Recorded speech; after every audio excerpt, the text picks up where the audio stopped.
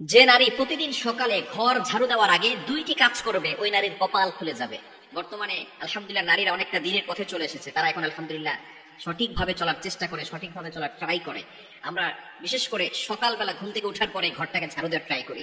ঘরটাকে ঝাড়ু দেয়, বিশেষ করে মা বোনেরা যারা আছেন ঘরটাকে পরিষ্কার পরিচ্ছন্ন রাখার জন্য ঘুম থেকে ওঠার পরে ঘর ঝাড়ু দেয়। এই ঘর ঝাড়ু দেওয়ার আগে কিছু কাজ করতে হবে। দুইটি কাজ যদি নারীরা করতে পারে ওই নারীর কপাল খুলে যাবে।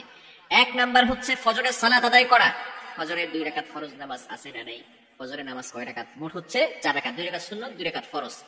নবীজি সাল্লাল্লাহু আলাইহি সাল্লাম জানিয়ে দিয়েছেন, সহিহ মুসলিম শরীফের হাদিস, যে ব্যক্তি ফজরের 2 রাকাত ফজরের নামাজ আদায় করবে, আল্লাহ পাক রব্বুল আলামিন তাকে জিম্মায় নিয়ে নেবেন।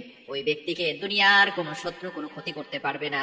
আল্লাহ পাক রব্বুল আলামিন নিজে পরের দিন ফজর পর্যন্ত তাকে হেফাজত করতে থাকবে। আল্লাহ পাক রব্বুল আলামিন তার জিম্মাদার হয়ে যাবেন। আমরা অনেকে সকালবেলা ঘুম থেকে উঠে নামাজ না পড়ে ঘর ঝাড়ু দেই। ঘর ঝাড়ু দেন, তাতে কোনো আপত্তি নাই। পরিষ্কার পরিচ্ছন্ন থাকা ভালো। আত্মহুরু সাত্রুল ঈমান, পবিত্রতা হচ্ছে ঈমানের অঙ্গ। কেননা বিশেষ করে বাংলাদেশি মা বোনেরা যারা আছেন তারা সাংসারিক কাজে ঘুম থেকে উঠার পরে ঘরটা ঝাড়ু দেয়। এই ঘর ঝাড়ু দেওয়ার আগে, যেহেতু ঘর ঝাড়ু দিলে অপবিত্র হয়ে যাওয়ার সম্ভাবনা আছে, সেহেতু আপনি ঘুম থেকে উঠার পরে ঘর ঝাড়ু দেওয়ার আগেই আপনি প্রথমে ফজরের সালাত আদায় করে নেবেন। কেননা ফজরের সালাত যদি আপনি আদায় করতে পারেন তাহলে কিন্তু অবশ্যই আপনি আল্লাহর জিম্মায় চলে যাবেন। দুনিয়ার কোনো শক্তি আপনাকে কোনো ক্ষতি করতে পারবে না। অনেক সময় মেয়েদের বিয়ে বন্ধ হয়ে যায়, এরকম হয় কি হয় না? বিয়ে হচ্ছে না, সবাই আসতেছে বারবার, কিন্তু কোনো কাজ হচ্ছে না, বিয়ে বন্ধ হয়ে যাচ্ছে। কি যে হচ্ছে কোনো কুল কিনারা খুঁজে পাওয়া যায় না। বিভিন্ন সময় ব্ল্যাক ম্যাজিক করা হয়ে থাকে। যদি কোনো ব্যক্তি ফজরের নামাজ পড়ে তাহলে আল্লাহ পাক রব্বুল আলামিনের জিম্মায় সে চলে যায়। তাকে কোনো ব্যক্তি জাদুটনা করে কোনো ক্ষতি করতে পারবে, কারণ এখন আল্লাহ পাক রব্বুল আলামিন তাকে জিম্মায় নিয়ে নিয়েছে। দ্বিতীয় নাম্বার আমল হচ্ছে কোরআনের তেলাওয়াত করা। সূরা ইয়াসিনের তেলাওয়াত করতে পারেন, সূরা রহমানের তেলাওয়াত করতে পারেন। সূরা ইয়াসিনের এতটা ফজিলত রয়েছে, যে ব্যক্তি প্রতিদিন সকালবেলা ফজরের নামাজের পরে সূরা ইয়াসিনের তেলাওয়াত করবে, আল্লাহ পাক রব্বুল আলামিন তাকে সকল প্রকার অভাব এবং বিপদ থেকে হেফাজত করে দিবেন। ওই নারীর কোনো টেনশন থাকবে না যে নারী ঘরের ভিতরে কোরআন তেলাওয়াত করবে। আগের যুগে যে সমস্ত নারীরা ছিল, যে সমস্ত মহিলারা ছিল, তারা ঘুম থেকে ওঠার পরে অল্প হলেও কোরআন তেলাওয়াত করতেন। কিন্তু বর্তমানে আমাদের এমন একটা সমাজ চলে এসেছে যে নারীরা, বিশেষ করে এই ছোট্ট ছোট যে সমস্ত মেয়েরা আছে, কলেজে পড়ে, ইউনিভার্সিটিতে পড়ে, আরো ছোট যারা আছে, এরা দেখা যাচ্ছে ঘুমাই রাত 12টা-1টার সময় আর সকালবেলা উঠে 10টার সময়। এরকম কিছু নারী আছে না নাই? খবরদার, এটা করা যাবে না। সকালবেলা ঘুম থেকে উঠার পরেই আপনি নামাজ পড়বেন, এরপরে কোরআন তেলাওয়াত করবেন। সূরা ইয়াসিনের অনেক ফজিলত রয়েছে। সূরা ইয়াসিন যদি কোনো ব্যক্তি পড়ে, একবার পড়লে 10 বার কোরআন খতম করলে যে সওয়াব হয়, আল্লাহ পাক রব্বুল আলামিন সেই সওয়াব তার আমলনামায় দিয়ে দিবে। বলেন সুবহানাল্লাহ। আপনি কল্পনা করতে পারছেন? শুধু তাই নয়, যে ব্যক্তি সকালবেলা সূরা ইয়াসিন পড়বে, আল্লাহ পাক রব্বুল আলামিন তাকে বিপদ আপদ থেকে হেফাজত করবেন। আল্লাহ পাক রব্বুল আলামিন তাকে অভাব থেকে হেফাজত করবেন। আমরা বর্তমানে রিজিকের জন্য টেনশন করতেছি, দুশ্চিন্তা আল্লাহ পাক রব্বুল আলামিন দূর করে দিবেন, টেনশন দূর করে দিবেন। ফ্রাস্ট্রেটেড পিপল যে সমস্ত নারীরা আছে, ভালো করে শুনেন, ফজরের নামাজের পরে আপনি সূরা ইয়াসিনের তেলাওয়াত করেন, আল্লাহ পাক রব্বুল আলামিন দুশ্চিন্তা মুক্ত করে দিবেন। দুশ্চিন্তা আপনার থাকবে না, টেনশন থাকবে না, অভাব আপনার জীবনে থাকবে না। আল্লাহ পাক রব্বুল আলামিন বিপদ আপদ থেকে, প্রটেক্ট ফ্রম অল অ্যাক্সিডেন্ট, সকল বিপদ আপদ থেকে হেফাজত করবে।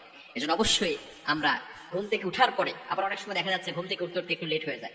এটা যদি প্রতিদিন হয় তাহলে কিন্তু গুনাহ হবে। যদি মাঝে মধ্যে হয়, এই ধরেন মাসের ভিতরে অথবা বছরের ভিতরে একবার হলো আপনি ঘুম থেকে উঠতে পারেন নাই, তো এই ক্ষেত্রে আপনি প্রথমেই নামাজ পড়ে নেবেন, ওযু করে নামাজ পড়ে নেবেন। অনেকে মনে করে যেহেতু আমি নামাজ পড়তে পারি নাই, তো আমি একসাথে জোহরের নামাজ পড়ে ফেলি। না, এটা করবেন। আপনি ওই সময় আপনি ওযু করে নামাজ পড়ে নেবেন, একটু কোরআন তেলাওয়াত করে নেবেন, তাহলে আল্লাহ পাক রব্বুল আলামিন আপনার দুশ্চিন্তা দূর করে দিবেন এবং আপনার কপাল খুলে যাবে। মোহতারাম, সম্প্রতি একজন জনপ্রিয় ক্রিকেটার রিশাদ হোসেন, তিনি বিয়ে করেছেন আরো 1 বছর আগে, কিন্তু মোহরানা দিয়েছেন নাকি 101 টাকা। তো 101 টাকা মোহরানা বা কাবিনে ইসলামী শরিয়ায় কোনো বিয়ে হলে সেই বিয়েটা ইসলাম অনুমোদন করে কিনা, এই প্রশ্নটা যিনি করেছেন, হয়তো বা 101 টাকা তার টার্নিং পয়েন্ট আমার কাছে মনে হয়েছে যে 101 টাকা মোহরানা এভাবে কি বিয়ে করা যায়? দেখেন, আল্লাহ হাবিব সাল্লাল্লাহু আলাইহি ওয়াসাল্লাম একটা হাদিস রয়েছে যে লা মাহরা দুনা 10 দিরহাম। আল্লাহ রাসূল সাল্লাল্লাহু আলাইহি ওয়াসাল্লাম বলেছেন যে 10 দিরহামের নিচে কোনো মোহরানা হবে না। এখন ক্রিকেটার হোক আর ফুটবলার হোক, হুজুর হোক, খতিব হোক, বক্তা হোক, চাকরিজীবী হোক অথবা ব্যবসায়ী হোক, রিক্সা চালক হোক, ভ্যান চালক হোক, যদি কেউ 10 দিরহামের নিচে টাকা নির্ধারণ করে বিয়ে করে, এই বিয়েটা ইসলামী শরিয়ায় শুদ্ধ কিনা, এটা হচ্ছে মূল বিষয়। দেখেন, 1 দিরহাম পরিমাণ কত টাকা বাংলাদেশে? ইকুয়াল যদি করেন তাহলে 1 দিরহামে সাধারণত 3300 টাকা বা এর চেয়ে আরেকটু কম বেশি হতে পারে। তো 10 দিরহাম মানে কত টাকা হয়ে থাকে? এখন হিসাব করেন, আপনি কোন দিলে তো পেয়ে যান। তো 101 টাকা আপনি মোহরানা যদি ধার্য করেন, এটা সুন্নাহের মোহরানা হবে না। কিন্তু মেয়ের বাপ, মেয়ে যদি মেনে নেয়, মেয়ের বাপের তো জরুরি না, মেয়ে যদি মেনে নেয় যে 101 টাকায় কেউ যদি বিয়ে করে বা আমাকে দেয়, আমি এটা মেনে নিলাম, এটা তার জন্য জায়েজ আছে। প্রশ্ন হচ্ছে, আমাদের আয়েশা সিদ্দিকা রাদিয়াল্লাহু তাআলা আনহা আল্লাহর নবী কত দিয়েছিলেন? খাদিজাতুল কুবরা রাদিয়াল্লাহু তাআলা আনহা কত দিয়েছিলেন? আল্লাহ নবী ম্যাক্সিমাম স্ত্রীদেরকে দিয়েছেন 500 দিরহাম মোহরানার ক্ষেত্রে, আর কাউকে কাউকে দিয়েছেন 400 দিরহাম। তো 400 এবং 500 মাঝামাঝি যে বিষয়টা, এখন আপনার সামর্থ্য কতটুকু আছে? 400 দিরহাম 500 দিরহামকে আপনি যদি আবার কনভার্ট করেন, কখনো কখনো 60 থেকে 80,000 টাকার মধ্যে হয়। তো নবীজি ম্যাক্সিমাম স্ত্রীদেরকে 60,000 থেকে 80,000 টাকার মধ্যে মোহরানা দিয়েছেন। এখন আপনি যদি এই মোহরানাটা দেন তাহলে মোহরানাটা সুন্নাহ অনুযায়ী আদায় হয়ে যাবে। আর যদি এই মোহরানা না দিয়ে আপনি 100 টাকা 150 টাকা 200 টাকা আপনি দিয়েছেন, সুন্নাহ মোতাবেক হচ্ছে না, কিন্তু বিয়েটা শুদ্ধ হয়ে যাবে। আর সম্ভবত আর টিভিতে ফেসবুক নিউজ করেছে, তাদের পোর্টালে আমি দেখলাম। এই প্রশ্নটা আসার পরে খুঁজলাম যে আসলে কি হয়েছে বিষয়টা। নিউজে প্রেজেন্ট করতেছে যে সম্প্রতি মনে হয় বিয়ে হয়েছে, বিয়েটা অনেক আগেই হয়েছে, এখন আনুষ্ঠানিকতা সারলো, এবং সেখানে তার স্ত্রীকে ফোকাস করে নাই, মানে মিডিয়ার সামনে নিয়ে আসে নাই। আলহামদুলিল্লাহ, আমরা তো এমনটাই চাই। এখান থেকে আমাদের শিক্ষা নেওয়া উচিত। আমরা সেলিব্রিটি মানে মনে করি কি, সেলিব্রিটি মানে নাচবে, গাইবে, গায়ে হলুদের অনুষ্ঠান করবে। হ্যাঁ, অনেকে প্রথমে বিয়েটা মসজিদে এসে করে, পরবর্তীতে নাচানাচি করে, জায়েজ নাই। এজন্য আমরা যেটা করব, মোহরের ক্ষেত্রে সাধারণত আমাদের বাংলাদেশে যেটা হয়, মেয়ের বাপ নির্ধারণ করে দেয় যে 10 লাখ 50 লাখ 20 লাখ, পরবর্তীতে ছেলেরা আর আদায় করে না, যে কি করে বই পাও ধরে মাপ চায় বাসরাতে, যে জরিনা তোমার টাকা তো আমারই টাকা, আমার মাফ করে দাও, তোমার টাকা তো আমারই টাকা। এর মধ্যে থাকে কৌশল, এর মধ্যে ছলতা চুরি, এর মধ্যে থাকে লুকোচুরি। এটা আসলে আপনারা করবেন না। আল্লাহ সুবহানাহু ওয়া তাআলা পবিত্র কুরআনুল কারীমে সূরা নিসা 4 নম্বর আয়াতের মধ্যে কি বলছেন?